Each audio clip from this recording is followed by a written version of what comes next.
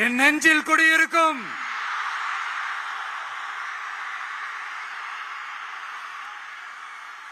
புதுச்சேரி மக்கள் உங்கள் அனைவருக்கும் என்னுடைய வணக்கம். வணக்கம் வணக்கம். எல்லாரும் எப்படி இருக்கீங்க?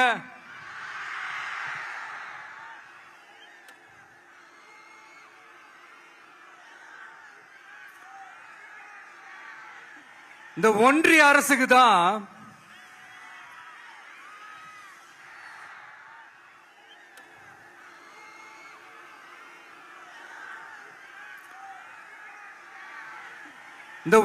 அரசுக்கு தான் தமிழ்நாடு ஒரு தனி மாநிலம், புதுச்சேரி ஒரு தனி யூனியன் பிரதேசம். அவங்களுக்கு தான் தமிழ்நாடு தனி, புதுச்சேரி தனி, இப்படிலாம் இருப்பாங்க. ஆனா நமக்கெல்லாம் அப்படி கிடையாதுங்க. நாமெல்லாம் வேறு வேறு கிடையாது. நாம் எல்லாரும் ஒண்ணுதான்.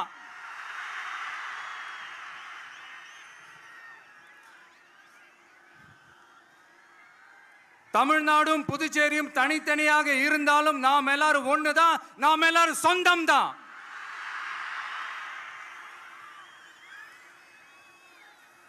வேற வேற வீட்டுல, வேற வேற ஊர்ல, வேற நாட்டுல, வேற ஸ்டேட்ல இருக்கிறதுனால நாம் எல்லாரும் சொந்தங்கள் இல்லைன்னு ஆயிட முடியுமா? அது எப்படி முடியும்? இப்ப பாத்தீங்களா, ஒருத்தருக்கு ஒருத்தர் பார்த்துக்கும் போது அந்த பாச உணர்வு, அதுதாங்க, அது மட்டும்தான். அது இருந்துட்டாலே போதும், வேற எதுவுமே தேவையில்லை.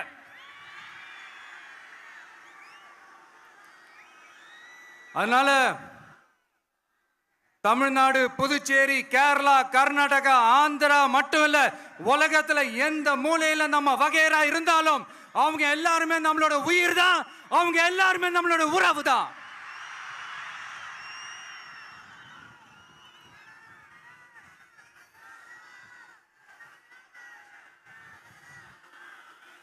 புதுச்சேரினாலே உடனே ஞாபகத்துக்கு வர்றது மணக்குள விநாயகர், அரவிந்தர் ஆசிரமம், வில்லியனூர் மாதான் சொல்லி இவங்க எல்லாரும் ஞாபகத்தில் வருவாங்க. அது மட்டும் இல்ல, மகாகவி பாரதியார் அவர்கள் இருந்த மண், பாவேந்தர் பாரதிதாசன் அவர்கள் பிறந்த மண். அது மாதிரி இன்னும் சிறப்புகளை அடுக்கிக்கிட்டே போலாம். ஆனா அரசியல்னு வந்துட்டா ஒரு முக்கியமான விஷயத்தை பத்தி நம்ம சொல்லியே ஆகணும். 1977 புரட்சி தலைவர் எம்ஜிஆர் அவர்கள் தமிழ்நாட்டில் ஆட்சி அமைச்சாங்க.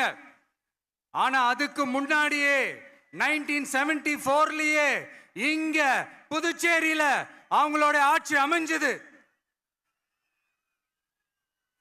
அதனாலதான் அப்பவே சொன்னாங்க, நமக்காக வந்தவர் எம்ஜிஆர், அவரை தமிழ்நாட்டில் மிஸ் பண்ணிடாதீங்கன்னு நமக்கு அலர்ட் பண்ணதே புதுச்சேரி தான்.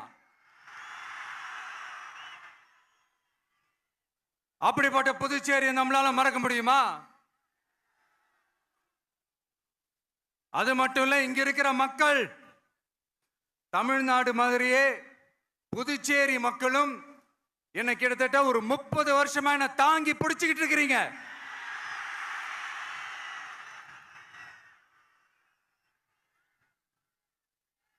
அதனால இந்த விஜய் தமிழ்நாட்டுக்கு மட்டும்தான் குரல் கொடுப்பான்னு நினைக்காதீங்க. அப்படி பண்ணாத தவறு. புதுச்சேரி மக்களுக்கும் சேர்த்து தான் குரல் கொடுப்பான். அது என்னுடைய கடமையும் கூட. அதனாலதான் இங்க நீங்க ஃபேஸ் பண்ற பிரச்சனைகளை பத்தி இன்னைக்கு நான் பேசுறதுக்காக வந்திருக்கிறேன். அது மட்டும் இல்ல, இந்த புதுச்சேரி கவர்மெண்ட்டை பத்தி நாம சொல்லியே ஆகணும். இது டெஃபினட்டா தமிழ்நாட்டில் இருக்கிற மாதிரி நம்ம திமுக கவர்மெண்ட் மாதிரி கிடையவே கிடையாது. ஏன்னா வேற ஒரு அரசியல் கட்சி நடத்துற நிகழ்ச்சியாகவே இருந்தாலும் அந்த நிகழ்ச்சிக்கு தன்னெழுச்சியா வர நம்ம மக்களுக்கு பாதுகாப்பு கொடுத்து பாரபட்சமே காட்டாம இந்த கவர்மெண்ட் நடந்துகிட்டு இருக்கிறாங்க.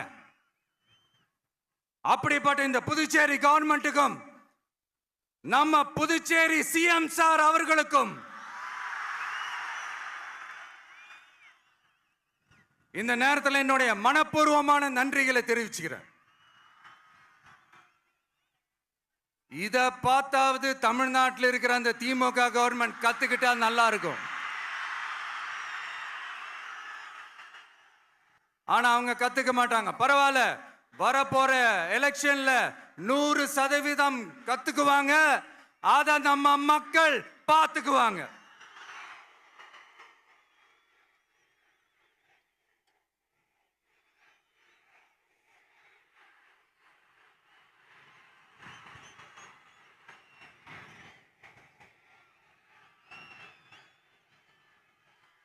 புதுச்சேரியில் இருக்கிற கவர்மெண்டோட கூட்டணி ஆட்சியில இருந்தாலும் புதுச்சேரிய ஒன்றிய அரசு எதிலையுமே கண்டுக்கல என்றது புதுச்சேரி மக்களான உங்களுக்கு நல்லாவே தெரியும். மாநில அந்தஸ்து கோரிக்கையை மட்டுமா கண்டுக்கல, இங்க வளர்ச்சி ஏற்படவும் துணை நிக்கவே இல்லைன்னு கேள்விப்படுறோம். இந்த புதுச்சேரிக்கு இன்னும் மாநில அந்தஸ்து கொடுக்கல. மாநில அந்தஸ்து வேணும்னு கேட்டு பல முறை சட்டசபையில தீர்மானம் போட்டு ஒன்றிய அரசுக்கு அனுப்பி வச்சுக்கிட்டே இருக்கிறாங்க. இந்த வருஷம் கூட மார்ச் மாசம் 27ஆம் தேதி 2025 அன்னைக்கு ஒரு தீர்மானம் போட்டாங்க. அது மாநில அந்தஸ்து வேணும்னு கேட்டு ஒன்றிய அரசுக்கு அனுப்புற 16வது தீர்மானம். புதுச்சேரி காரைக்கால் பகுதிகளில் மூடப்பட்ட 5 மில்கள், பல்வேறு தொழிற்சாலைகளை மீண்டும் திறக்கிறதுக்கு இதுவரைக்கும் ஒரு துரும்ப கூட கிள்ளி போடல. பல்லாயிரக்கணக்கான இளைஞர்களோட வேலை வாய்ப்புக்காக எதையுமே செய்யல. இங்க ஒரு ஐடி கம்பெனி உருவாகணும்ன்ற எண்ணமே இல்லை. அத பத்தி யார் பேசினாலும் அது அவங்க காதல விழவே விழல. இங்க ஒரு அமைச்சரை ஊழல் குற்றச்சாட்டுல பதவி விட்டு நீக்கப்பட்டு அந்த இடத்துக்கு இன்னொருத்தரை நியமிச்சு 200 நாள் ஆச்சு. இன்னும் அவருக்கு ஒரு இலாக்காவே தரல. இந்த செயல் சிறுபான்மை மக்களை அவமானப்படுத்துறதுன்னு அந்த மக்களே சொல்றாங்க. புதுச்சேரியோட முக்கிய அங்கமாக இருக்கிற காரைக்கால், மாகே, ஏனாம் பகுதிகளில் எல்லாம் முன்னேற்றமே இல்லைன்னு அந்த பகுதி மக்கள் சொல்லிக்கிட்டே இருக்கிறாங்க. குறிப்பா காவிரியோட கடைமடை பகுதியான காரைக்காலை மொத்தமா கைவிட்ட மாதிரி தான் இருக்குது. இது எல்லாமே முன்னேற்றம் அடையணும். டூரிஸ்ட் பிளேஸ் ஆன புதுச்சேரியில போதுமான அளவு பார்க்கிங் வசதி இல்ல, போதுமான அளவு கழிப்பறை வசதி இல்ல. இதெல்லாமே மேம்படுத்தணும். புதுச்சேரி கடலூர் மார்க்கமான ரயில் திட்டம் வேணும்ங்கிறது நீண்ட கால கோரிக்கை. புதுச்சேரி மக்களுக்கு ஒன்னே ஒண்ணுதான் சொல்லணும், இந்த திமுகவை நம்பாதீங்க. அவங்களுக்கு உங்களை நம்ப வச்சு ஏமாத்துறது தான் அவங்க வேலையே. நான் சொன்ன பல கோரிக்கைகளை எல்லாம் தீர்த்து வைக்கிறதுக்கு நம்ம புதுச்சேரி கவர்மெண்ட்டுக்கும் அதோட மக்கள் திட்டங்களுக்கும் ரொம்ப அக்கறையா உண்மையா துணை நிற்கிறோம். தமிழ்நாட்டை ஒதுக்குற மாதிரி புதுச்சேரியும் ஒதுக்க கூடாதுன்னு நாங்க கேட்டுக்கிறோம். கிட்டத்தட்ட 20 லட்சம் பேர் வாழ்ற யூனியன் பிரதேசமான புதுச்சேரி மத்திய நிதி குழுவில் இடம்பெறவில்லை. அதனால் மாநிலங்களுக்கான நிதி பகிர்தல் அடிப்படையிலும் யூனியன் பிரதேசங்களுக்கான நிதி பகிர்தல் அடிப்படையிலும் புதுச்சேரிக்கு நிதி ஒதுக்கப்படுவதில்லை. அதனால ஒவ்வொரு ஆண்டும் புதுச்சேரிக்கு தோராயமாகவே மத்திய அரசு நிதியை விடுவிக்கிறது. அந்த நிதியும் அரசு ஊழியர்களின் சம்பளம், ஓய்வூதிய தொகை உள்ளிட்ட திட்ட செலவுகளுக்கே சென்று விடுவதால் மீத தேவைக்கு வெளிச்சந்தையிலும் கடன் பத்திரங்களை கடன் வாங்குகிறது புதுச்சேரி.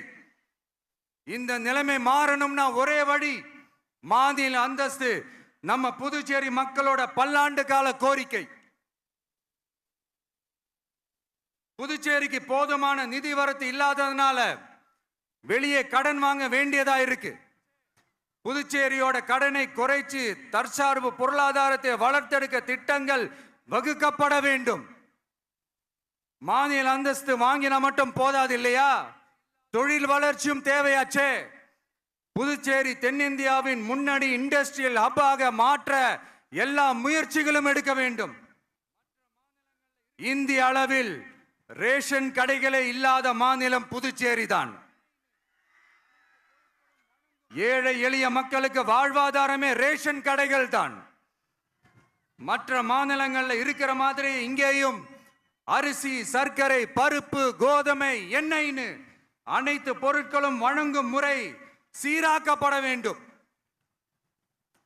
கடைசியா மீன் பிடிக்க செல்லும் காரைக்கால் மீனவர்களை அடிக்கடி கைது செய்யும் இலங்கை கடற்படை அவர்களின் படகுகளையும் பறிமுதல் செய்து விடுகிறது.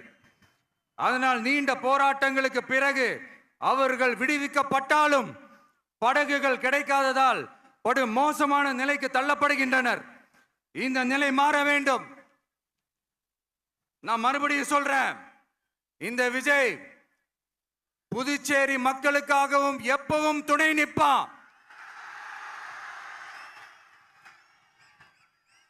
வரப்போற புதுச்சேரி தேர்தல் களத்துல நம்மளுடைய தமிழக வெற்றி கழகத்தின் கொடி பட்டொளி வீசி பறக்கும். கான்பிடென்டா இருங்க, நல்லதே நடக்கும், வெற்றி நிச்சயம். மீண்டும் சந்திக்கும் வரை நன்றி, வணக்கம்.